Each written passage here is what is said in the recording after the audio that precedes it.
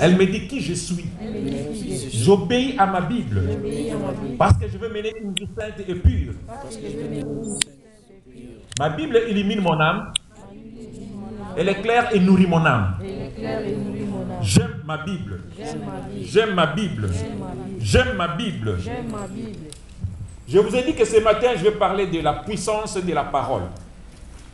Je suis dans le livre de Jean, chapitre 1er, du premier verset au deuxième. C'est un verset très populaire que nous tous nous connaissons. Jean 1er, 1 et 2. Je lis. Au commencement était la parole. Et la parole était avec Dieu. Et la parole était Dieu. Elle était au commencement avec Dieu. Alléluia. Amen. Alléluia. Amen.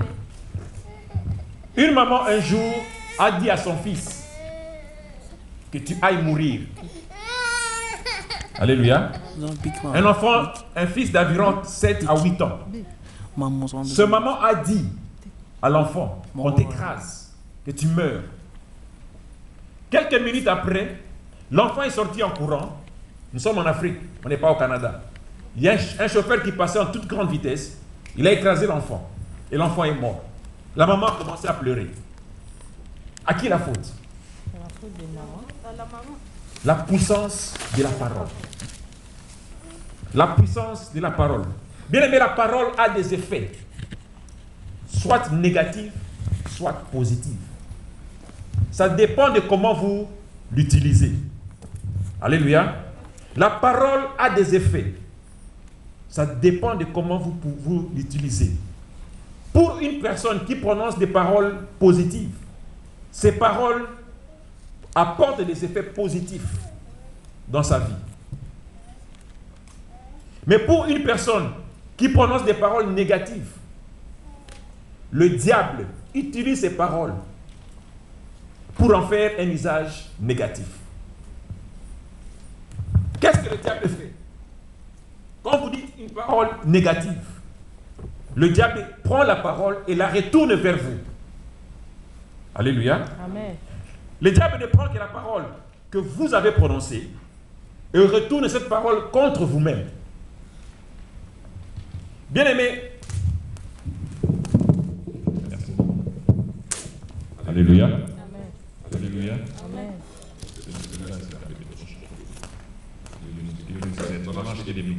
Par la grâce de Dieu très bientôt.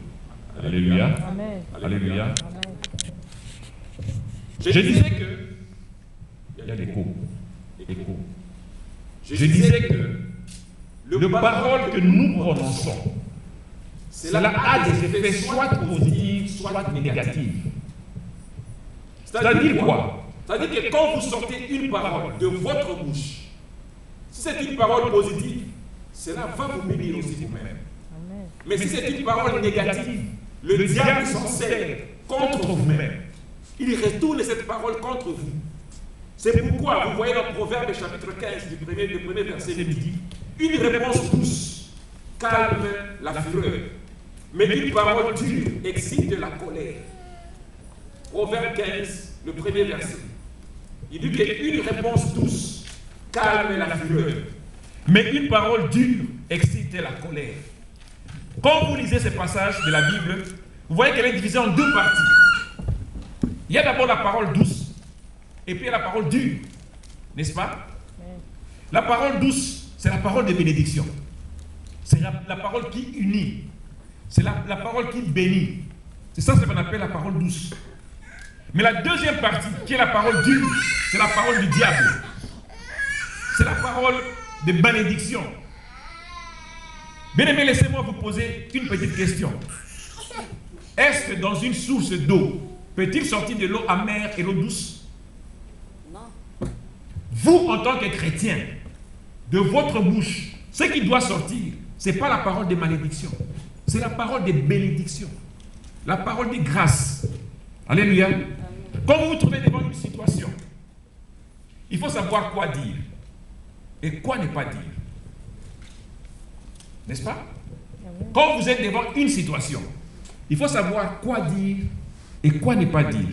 Posez-vous la question de savoir si quand je vais ouvrir ma bouche pour parler, est-ce que le diable ne va pas retourner mes paroles contre moi-même, quelles sont les conséquences qui vont en avenir si je ouvre ma bouche pour parler devant une situation?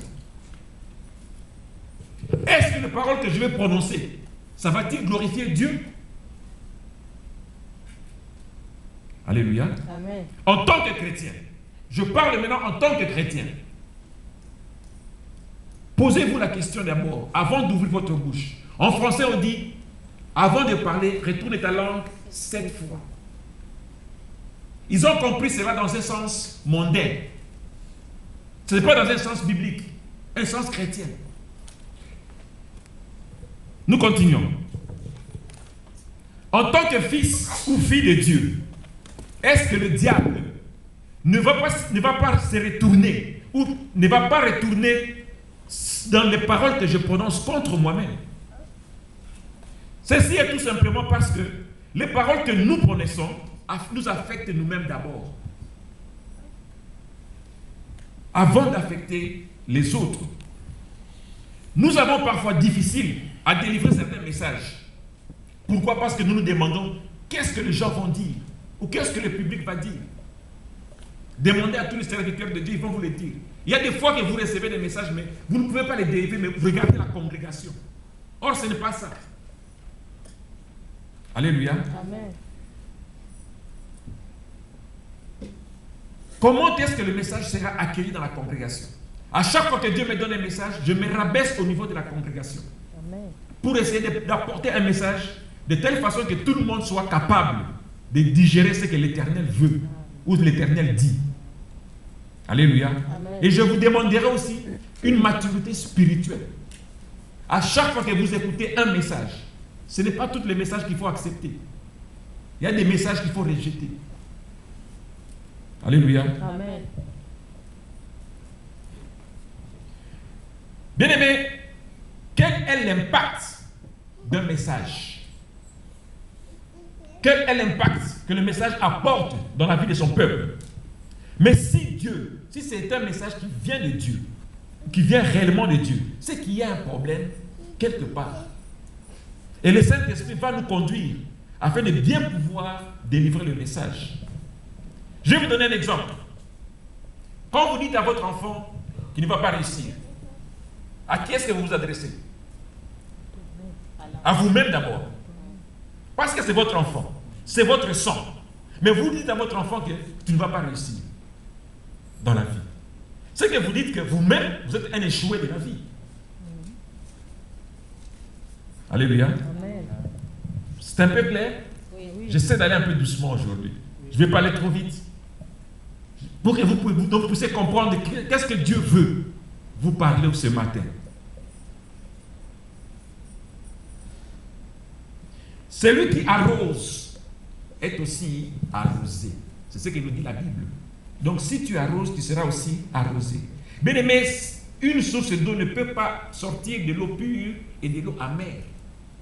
En tant que chrétien, en tant que fils de Dieu ou fille de Dieu, vous ne pouvez pas prononcer de votre bouche des paroles de malédiction et des paroles de bénédiction. Nous avons vu l'exemple.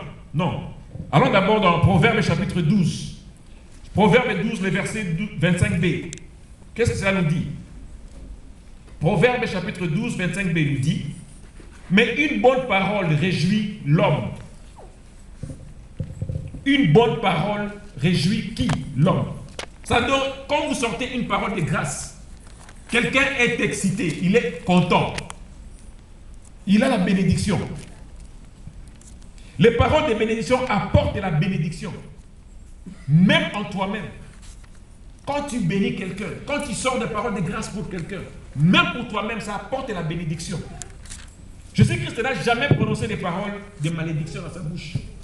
Même devant le diable, quand il était venu les tenter. Vous connaissez l'histoire, n'est-ce pas? Alors soyons les imitateurs de Christ. Imitons Christ. C'est pourquoi on nous appelle des chrétiens.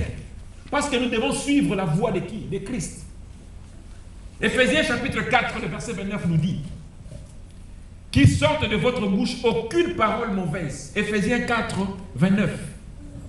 qu'il sorte de votre bouche aucune parole mauvaise, mais s'il y a lieu, quelques bonnes paroles qui servent à l'édification et communiquent une grâce à ceux qui l'entendent. Alléluia. Éphésiens 4:29. Qu'il sorte de votre bouche aucune parole mauvaise, aucune parole de malédiction, aucune parole négative. Mais s'il y a lieu, des paroles qui servent à quoi? À l'édification. L'édification, c'est quoi? C'est la construction, l'élévation. Et communique une grâce à ceux qui l'entendent. Mais ce n'est pas seulement à l'église qu'il faut communiquer la grâce. Même à la cité, dans votre famille, dans votre lieu de travail. Parlez des paroles de grâce. Sortez des paroles de bénédiction.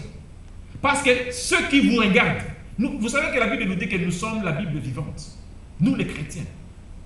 Les païens nous regardent. Les païens disent, mais si toi tu es chrétien, tu te dis chrétien, qu'est-ce que moi je viendrais faire dans votre église? Si tu prononces des paroles de malédiction. La parole de malédiction n'est pas seulement abuser quelqu'un, non. Ce n'est pas seulement injurier quelqu'un, non. Même les gossips. Il y a des gens qui prennent le téléphone, 2 heures du temps, ils parlent des noms des autres. 2 heures du temps, tu parles des noms des autres. Pourquoi? Dans votre lieu de travail, dans vos maisons, dans votre entourage, les gens nous lisent. Ils regardent notre vie. Qu'est-ce que nous disons? Qu'est-ce que nous disons? La puissance de la parole. La parole a des effets, soit négatifs, soit positifs. Ça dépend. Mais en tant que chrétien, vous devez avoir la parole de grâce, la parole de bénédiction. La parole qui bénit, pas la parole qui maudit. Alléluia. Amen. En tant que chrétien, nous devons dire comme David: ta parole est une lampe à mes pieds et une lumière sur mon sentier. Psaume 119, le verset 105. Bien aimé, la parole de Dieu doit être la lampe à vos pieds et la lumière sur vos sentiers. La parole de Dieu, ça doit vous conduire. C'est-à-dire quoi? C'est-à-dire que partout où vous allez marcher, vous allez mettre vos pieds, on doit sentir la parole de Dieu. Ça doit vous éclairer. Même les gens du dehors vont voir que ça, c'est un fils de Dieu. Ça ne demande pas 2 minutes pour qu'on reconnaisse que ça, c'est un chrétien ou non. Juste mettez-les à côté de quelqu'un, demandez-les de parler. Ils vont vous dire, il va vous dire que ça, ce n'est pas un chrétien. Il peut être religieux, mais il n'est pas chrétien. Oui, parce qu'il y a beaucoup de religieux qui se disent chrétiens aujourd'hui. Il est religieux, il connaît Dieu, il vient à l'église, il donne même ses offrandes, il paie même sa dîme, mais il n'est pas attaché à Dieu, il n'est pas en communion avec Dieu. La parole a une puissance. Dieu, en créant le monde, il a utilisé quoi? La parole. N'est-ce pas? Quand Dieu a créé le monde, qu'est-ce qu'il a utilisé? La parole. Dieu a dit que la lumière soit, et la lumière fut. C'est ce que la Bible me dit. Pourquoi? Parce qu'il y avait une puissance derrière la parole. Sans la puissance de la parole, le monde ne serait pas ce que nous sommes. Le monde ne serait pas créé. Cette puissance a été transmise à l'homme. Quand Dieu, après avoir tout créé, après avoir créé l'homme, il a mis toutes les choses devant l'homme et il a dit à l'homme, non. Commence à nommer. Et jusqu'aujourd'hui, on appelle lion, lion. C'est l'homme qui avait nommé le lion, lion, ce n'est pas Dieu. On appelle l'eau, l'eau. C'est l'homme qui avait dit l'eau, ça c'est l'eau. Ce n'est pas Dieu. Pourquoi? Parce que l'homme a prononcé une parole. Et jusqu'aujourd'hui, on appelle même femme, femme. Parce que l'homme a dit que voici cette fois-ci, l'os de mes os, la chair de ma chair. On l'appellera qui? Femme. Jusqu'aujourd'hui. Combien des années après? La puissance de la parole. La puissance de la parole. Mais le diable savait cela. Le diable est trop rusé. Il savait que Dieu avait donné à l'homme la puissance de la parole. Le diable aussi est venu avec la parole. Il dit, est-ce que Dieu a-t-il réellement dit? Est-ce que C'est cette petite phrase, cette petite question. Le diable n'a pas utilisé la magie, non. Il n'a pas utilisé des pierres ou quoi, non. Il a utilisé quoi? La parole. Il a pris ce que Dieu avait dit, il a retourné à la femme. Le diable a pris la parole que Dieu avait donnée à l'homme. Il dit que tu ne mangeras pas de cet arbre-là. Mais le diable est maintenant venu dire, est-ce que Dieu a-t-il réellement dit la parole? Cette puissance de la parole a fait que la femme puisse basculer. Cette puissance de la parole a fait que la femme puisse céder. Cette même puissance de la parole a fait que Adam était